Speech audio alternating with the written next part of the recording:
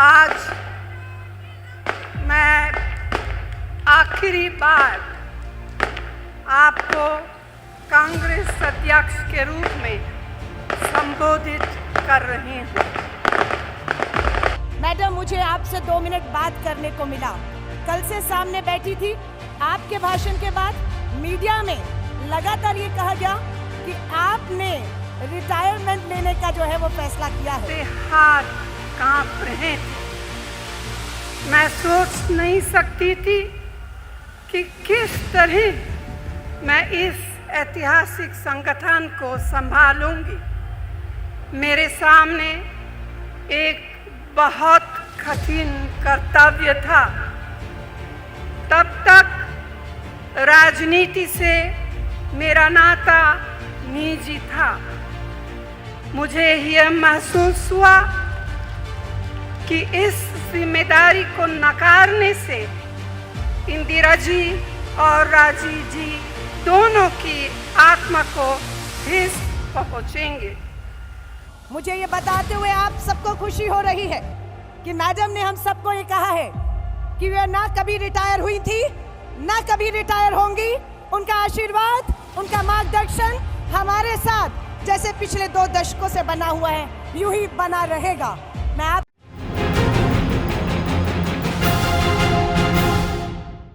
एक लाइन मैं बोलूंगी इस उम्मीद के साथ कि अगली पंक्ति, अगली लाइन आप कहेंगे। सरफरोशी की तमन्ना, देखना है जोर कितना। बहुत बहुत धन्यवाद। मैडम, मुझे आपसे 2 मिनट बात करने को मिला। कल से सामने बैठी थी। आपके भाषण के बाद मीडिया में लगातार ये कहा गया कि आपने रिटायरमेंट लेने का जो है वो फैसला किया है। मुझे ये बताते हुए आप सबको खुशी हो रही है कि मैडम ने हम सबको ये कहा है कि वे ना कभी रिटायर हुई थी, ना कभी रिटायर होंगी। उनका आशीर्वाद, उनका मार्गदर्शन हमारे साथ जैसे पिछले 2 दशकों से बना हुआ है, यूं ही बना रहेगा। मैं आपका धन्यवाद करती हूं कि आपने ये आज साफ किया है। और मीडिया को भी कहूंगी, जो कल से आप अफवाहें फैला रहे हैं उस पर विराम लगा दीजिएगा। हमारी ताकत हमारे साथ है। भारत जोड़ो यात्रा 2 मकसद से की गई। मकसद था देश को जोड़ने का और ताकत देने का। दूसरा मकसद था कि देश के वो मुद्दे जो हाशिए पे चले गए हैं, उन मुद्दों को केंद्र में लाकर चर्चा कर उसके हल देना। और श्री राहुल गांधी जी के नेतृत्व में हम दोनों में कामयाब हुए हैं। श्री राहुल गांधी जी ने इस उम्मीद से इन बातों को, जब भारत जोड़ो यात्रा में देश के कर्ज में डूबे किसान ने, बेरोजगार युवाओं ने, महंगाई की मार झेल रही बहनों ने, आदिवासी दलितों ने, सरहदों के किसानों ने, खड़े किस हमारे जवानों ने और हमारे कश्मीरी पंडित भाई बहनों ने रखा। राहुल गांधी जी ने संसद में उस पर सवाल पूछे, लेकिन प्रधानमंत्री जी की अडानी पर चुप्पी नहीं टूटती। प्रधानमंत्री जी की बेरोजगारी, महंगाई पर चुप्पी नहीं टूटी। और प्रधानमंत्री जी राहुल गांधी जी का सरनेम गांधी क्यों, नेहरू क्यों नहीं पूछने लग गए। आज पंजाब में राहुल गांधी जी के दिए हुए बयान आज वायरल हो रहे हैं। पंजाब आज जल रहा है। श्री राहुल गांधी जी की कही एक बात सच हो रही है कि राहुल गांधी जी ने कहा था पंजाब सरहद से जुड़ा हुआ है, पंजाब एक सेंसिटिव राज्य है, पंजाब प्रयोगशाला नहीं बन सकता। बयान सिंह जी की कुर्बानी हो, इंदिरा गांधी जी की शहादत देकर पंजाब में कांग्रेस ने शांति बहाल की। आज उस शांति को एक बार फिर से खतरा पैदा हो गया है। हम राहुल गांधी जी के नेतृत्व में मल्लिकार्जुन खड़गे जी को विश्वास दिलाते हैं कि इस देश की तानाशाह सरकार को हम झुका कर रहेंगे। राजस्थान के मुख्यमंत्री मंच पर है। हम इस आधी आबादी जो महंगाई की मार झेल रही है, राजस्थान के मुख्यमंत्री का धन्यवाद करते हैं। देश में अगर कहीं पर भी मात्र 500 रुपए में एलपीजी गैस का सिलेंडर मिल रहा है तो वो राजस्थान में कांग्रेस की सरकार में मिल रहा है। बाकी जगह 1300 का सिलेंडर, सब्सिडी बंद है। मैं छत्तीसगढ़ के मुख्यमंत्री भूपेश बघेल जी का भी धन्यवाद करना चाहती हूँ। हम लोग छत्तीसगढ़ के मॉडल पर हिमाचल का चुनाव जीत कर आए हैं। इसके लिए छत्तीसगढ़ की सरकार, उसका मॉडल और उनको भी बधाई देना चाहती हूं। भाजपा की उल्टी गिनती शुरू हो चुकी है। बस इसी जोश और जज्बे के साथ एक रहते हुए हमें इंद्रप्रस्थ ताकतों से लड़ना होगा। आप सभी का एक बार फिर से धन्यवाद करती हूं, मंच का भी जिन्होंने मुझे यह अवसर दिया, आप सभी का धन्यवाद। जय हिंद, जय भारत। डॉक्टर मनमोहन सिंह जी, राहुल जी, वोरा जी, द्विवेदी जी, मुल्लीपल्ली रामचंद्रन जी, मिस्त्री जी, कालिता जी, मेरे प्यारे कांग्रेस के साथियों, अपनी बात शुरू करूं उससे पहले राहुल को कांग्रेस अध्यक्ष निर्वाचित होने का प्रमाण पत्र जारी होने पर मैं उन्हें हार्दिक बधाई, शुभकामनाएं और आशीर्वाद देती हूं। आज मैं आखिरी बार आपको कांग्रेस अध्यक्ष के रूप में संबोधित कर रही हूँ। एक नया दौर, एक नए नेतृत्व की उम्मीद आपके सामने है। 20 साल पहले जब आपने मुझे अध्यक्ष पद के लिए चुना और मैं इसी तरह आपको संबोधित करने के लिए यहाँ खड़ी थी, मेरे दिल में घबराहट थी, यहाँ तक कि मेरे हाथ कांप रहे थे। मैं सोच नहीं सकती थी कि किस तरह मैं इस ऐतिहासिक संगठन को संभालूंगी। मेरे सामने एक बहुत कठिन कर्तव्य था। तब तक राजनीति से मेरा नाता निजी था। जैसा कि आप सब जानते हैं कि राजीव जी और मेरा विवाह हुआ, उसी के जरिए मेरा राजनीति से परिचय हुआ। जिस परिवार में मैं आई वह एक क्रांतिकारी परिवार था। इंदिरा जी उसी क्रांतिकारी परिवार की बेटी थी, जिस परिवार ने स्वतंत्रता संग्राम के लिए अपना धन, दौलत और पारिवारिक जीवन को त्याग दिया था। उस परिवार का एक एक सदस्य इस देश की आज़ादी के लिए जेल जा चुका था। देश ही उनका मकसद था, देश ही उनका जीवन था। इंदिरा जी ने मुझे बेटी की तरह अपनाया। उनसे मैंने भारत की संस्कृति के बारे में सीखा, उन उसूलों के बारे में सीखा जिन पर इस देश की नींव डली है। 1984 में उनकी हत्या हुई। मुझे ऐसा महसूस हुआ जैसे कि मेरी माँ मुझसे छीनी गई है। इस हादसे ने मेरे जीवन को हमेशा के लिए बदल डाला। उन दिनों में मैं राजनीति को एक अलग नज़रिया से देखती थी। मैं अपने आप को, अपने पति और बच्चों को इससे दूर ही रखना चाहती थी। मगर मेरे पति के कंधों पर एक बड़ी जिम्मेदारी थी। उसे अपना कर्तव्य समझकर प्रधानमंत्री का पद स्वीकार कर दिया। इस जिम्मेदारी को निभाने के लिए उन्होंने दिन रात एक किए। उनके साथ मैंने देश के कोने कोने तक दौरा किया, लोगों की समस्या को समझा, देश के सामने चुनौतियों को पहचाना।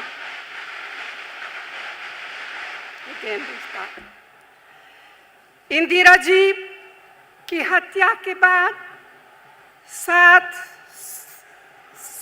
साल बीते थे कि मेरे पति की भी हत्या की गई। मेरा सहारा मुझसे छीन गया। इस दौर को पार करने में कई साल बीत गए हैं। केवल जब मुझे एहसास महसूस होने लगा कि कांग्रेस पार्टी कमज़ोर हो रही है, उसके सामने गंभीर चुनौतियां आ रही हैं और सांप्रदायिक तत्व उभर रहे हैं, तभी मुझे पार्टी के आम कार्यकर्ताओं की पुकार सुननी पड़ी। मुझे यह महसूस हुआ कि इस जिम्मेदारी को नकारने से इंदिरा जी और राजीव जी दोनों की आत्मा को ठेस पहुंचेंगे और उनका बलिदान व्यर्थ जाएगा। इसीलिए देश के प्रति अपने कर्तव्य को समझते हुए मैं राजनीति में आई थी।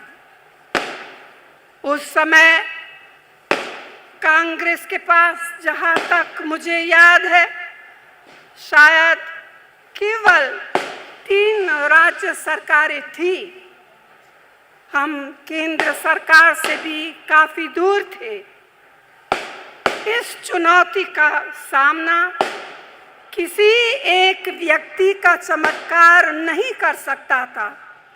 आप सबके सहयोग से हमने बेमिसाल कामयाबी हासिल की और एक के बाद एक 2 दर्जन से अधिक प्रदेशों में हमारी सरकारें बनी। ऐसे परिणाम मजबूती इरादे, अपने सिद्धांतों के प्रति संकल्प और समर्पण से प्राप्त होते हैं। आप सबके साथ मिलकर लाखों कांग्रेसजनों ने, समाज के उन सभी वर्गों ने जो हमारे सुख दुख के साथ साथी रहे हैं, हमारे प्रति विश्वास व्यक्त किया। कांग्रेस पार्टी के लाखों कार्यकर्तागण, मेरे प्यारे भाइयों और बहनों, इस जीवन यात्रा में आप मेरे हमसफर रहे हैं, मार्गदर्शक रहे हैं। मैं आप सबको धन्यवाद देती हूँ कि आपने हर मोड़ पर मेरा साथ दिया है। मैंने आपसे जो कुछ सीखा और समझा उसकी कोई तुलना नहीं हो सकती। मेरे अध्यक्षता के शुरुआती सालों में हमने मिलकर पार्टी को एकबद्ध और एकजुट रखने की लड़ाई लड़ी। सदी बदलने के बाद हमने शीघ्र ही एक प्रमुख विपक्षी दल की महत्वपूर्ण भूमिका को अपनाया और 5 सालों के लिए अपने स्वतंत्रता संघर्ष तथा संविधान के मौलिक मूल्यों की दृढ़तापूर्वक रक्षा की। 2004 से अगले 10 सालों तक हमारी पार्टी ने अन्य साथी दलों के साथ मिलकर देश की जनता को एक जिम्मेदार और एक प्रगतिशील सरकार दी, जिसका नेतृत्व डॉक्टर मनमोहन सिंह जी ने पूरी ईमानदारी और मेहनत के साथ किया। हमने समाज के हर तबके का प्रतिनिधित्व और विकास किया। हम इस तथ्य पर गर्व करते हैं कि इस दौरान हमने ऐसे कानून बनाए जो जनता के अधिकारों पर आधारित थे, जिनके बल पर शिक्षा, स्वास्थ्य, भोजन, रोजगार, जानकारी आदि के अधिकार का फायदा हम देश के करोड़ों गरीब भाई बहनों को दे पाए। 2014 से एक बार फिर हम विपक्ष की भूमिका निभा रहे हैं। शायद इतनी बड़ी चुनौती जितनी आज है हमारे सामने कभी नहीं रही है। आज हमारे संवैधानिक मूल्यों पर हमला किया जा रहा है। इसके साथ साथ हमारी पार्टी कई चुनाव हार चुकी है, लेकिन हमारे कार्यकर्ताओं में बेमिसाल साहस जीवित है। हम डरने वालों में से नहीं हैं, हम झुकने वाले नहीं हैं। हमारा संघर्ष इस देश की रूह के लिए संघर्ष है। हम इससे पीछे कभी नहीं हटेंगे। आप सब कांग्रेस के नेता और कार्यकर्ता हैं। उस भावना, उन उसूलों के रखवाले हैं जिन पर ये देश बना है। ये कोई छोटी सी चीज नहीं है। सत्ता, शोहरत और स्वार्थ आपके मकसद नहीं है, देश आपका मकसद है। इस देश के मूल्यों की रखवाली करना आपका मकसद है, यही आपकी मंजिल है। हम सब जानते हैं कि किस तरह हमारे देश के बुनियादी उसूलों पर रोज रोज हमला हो रहा है। बोलने और अपने आप को व्यक्त करने की आज़ादी को तोड़ा जा रहा है। हमारी मिली-जुली संस्कृति पर वार हो रहा है। हर तरफ से एक संदेह का माहौल, भय का माहौल बनाया जा रहा है। इस बीच कांग्रेस को भी अपने अंतर्मन में झांक कर आगे बढ़ना पड़ेगा। अगर हम अपने उसूलों पर खुद खरे नहीं उतरेंगे तो हम आम जनता, आम आदमी के हितों की रक्षा नहीं कर पाएंगे। यह एक नैतिक लड़ाई है। इसमें जीत हासिल करने के लिए हमें अपने आप को भी दुरुस्त करना पड़ेगा और किसी भी प्रकार के त्याग और बलिदान के लिए तैयार रहना पड़ेगा।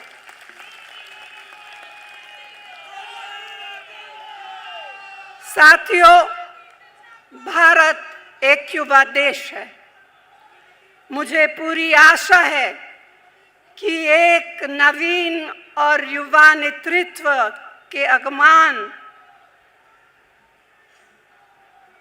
हमारी पार्टी में एक नया जोश आएगा, जिसके द्वारा असली परिवर्तन हो सके। आपने इस नेतृत्व के लिए राहुल को चुने हैं। राहुल मेरा बेटा है। उसकी तारीफ करना मुझे उचित नहीं लगता, मगर मैं इतना ज़रूर कहूँगी कि बचपन से ही उसने हिंसा का अपार दुख झेला था, लेकिन राजनीति में आने पर उसने एक ऐसे भयंकर व्यक्तिगत हमले का सामना किया जिसने उसको और भी निडर और मजबूत दिल का इंसान बनाया है।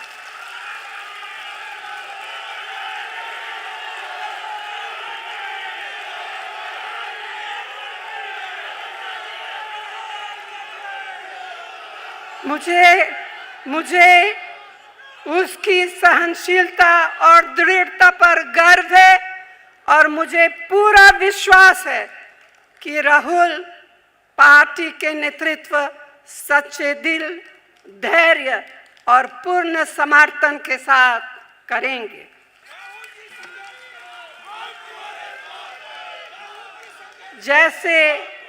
जैसे आप सब नए रास्ते पर आगे बढ़ेंगे, आपकी हर उपलब्धि में मेरी खुशी शामिल होगी।